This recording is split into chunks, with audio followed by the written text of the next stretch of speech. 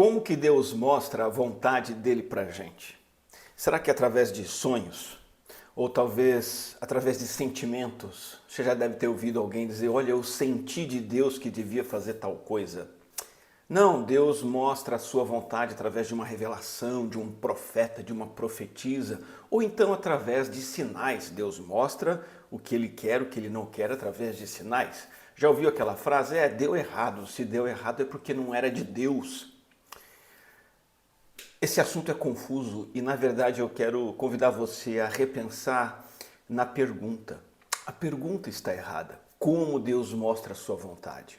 Antes, quero trazer você para o contexto do que nós estamos fazendo aqui. Princípios em Provérbios sobre como descobrir e seguir a vontade de Deus. Essa sequência de vídeos que nós estamos fazendo tem o objetivo de ajudar você a entender como funciona isso e colocar em prática na sua vida. O primeiro princípio, no vídeo anterior, eu vou colocar o link do vídeo na descrição desse aqui. O primeiro princípio para você se lembrar, ou se você não viu ainda, é o princípio da cooperação. O propósito do Senhor prevalece em tudo na nossa vida, mas ao mesmo tempo Ele espera que você faça planos, tome decisões e tenha iniciativas. Isso parece confuso, mas uma coisa não é contra a outra. Na verdade, elas se completam. O ser humano é livre e responsável pelo que faz, tanto quanto tudo já está determinado por Deus. O controle divino e a liberdade humana são duas coisas que se complementam, duas verdades que se completam e não que se contradizem. Provérbios 16:9 diz: a pessoa faz os seus planos, mas quem dirige a sua vida é Deus, o Senhor. Esse é o primeiro princípio, a cooperação entre a soberania de Deus e a ação humana.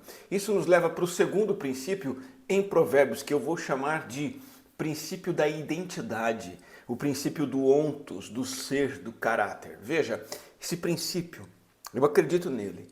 Ele é inovador, ele é raro, não é comum e pode fazer uma diferença e uma revolução grande na sua vida.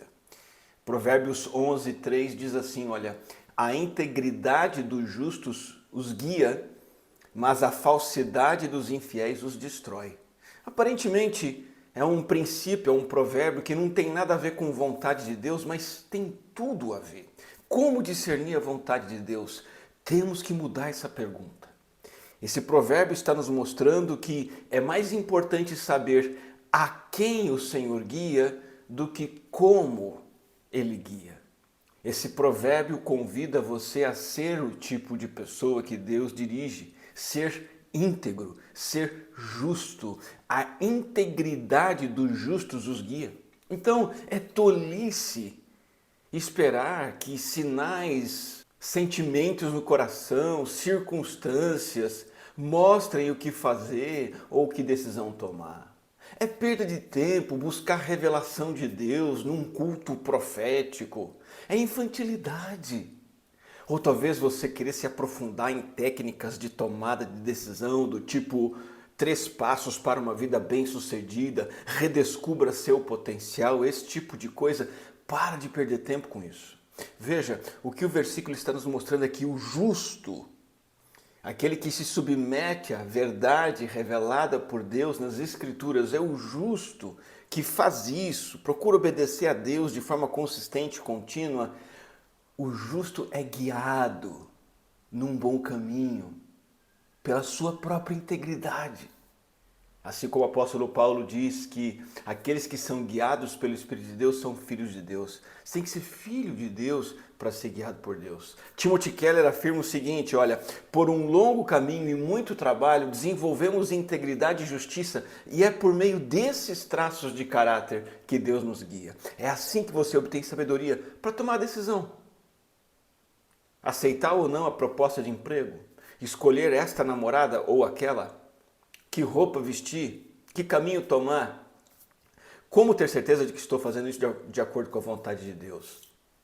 Desenvolva integridade e justiça num caminho, num projeto, numa jornada de vida. Às vezes, a gente quer saber a vontade de Deus de forma apressada, imediata, emergencial, mística. E Deus, Ele não está nem aí para isso, sinto lhe dizer.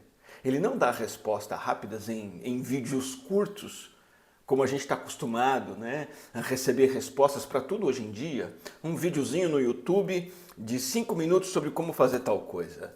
Deus não é igual o Google ou o ChatGPT que oferece uma resposta rápida num clique na sua barra de buscas.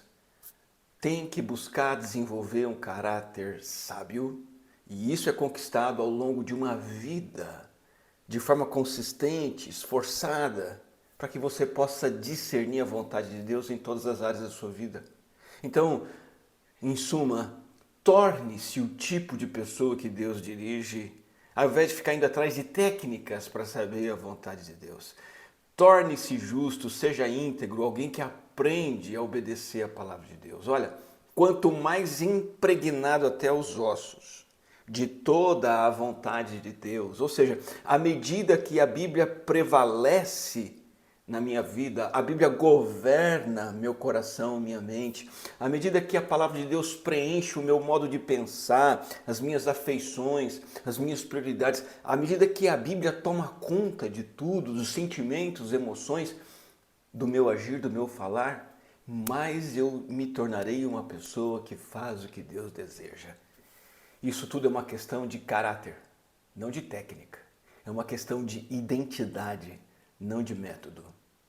Eu citei Romanos, onde o apóstolo Paulo diz que todos os que são guiados por Deus são filhos de Deus. Então, a ilustração que eu quero deixar para terminar esse vídeo é isso.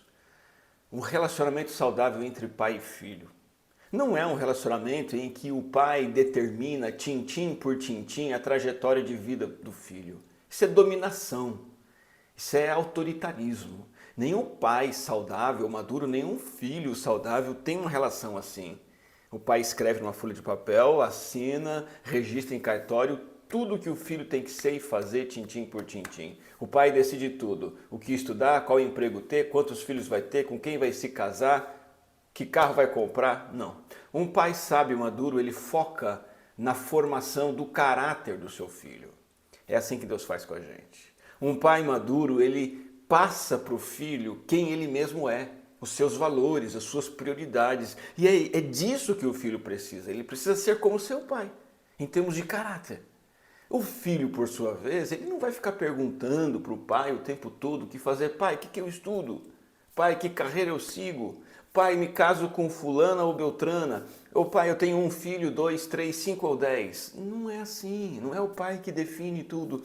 O filho precisa assimilar a ética do seu pai, o caráter do seu pai, os valores do seu pai, as prioridades do seu pai e seguir em frente, tomando suas próprias decisões. Veja, o pai terreno se contenta, se alegra, se satisfaz com o filho maduro, autônomo que toma decisões.